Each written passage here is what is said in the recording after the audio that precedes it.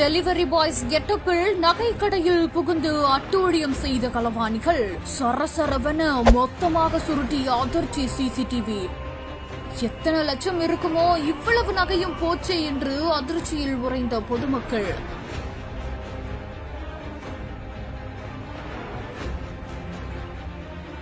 உத்தரப்பிரதேச மாநிலத்தில் இருக்கக்கூடிய காசியாபாத்ல தான் இப்படி ஒரு சம்பவம் நடந்திருக்குது.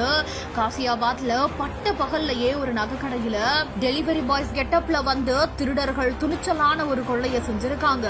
அந்த நகை கடைக்குள்ள புகுந்து உள்ள வேலை செய்யக்கூடிய ஒரு ஊழியரை மிரட்டி அவரை ரோபோ மாதிரி நிக்க வச்சு ஒட்டுமொத்த கடையில இருக்கக்கூடிய நகையையும் சுருட்டிக்கிட்டு ஓடி இருக்காங்க.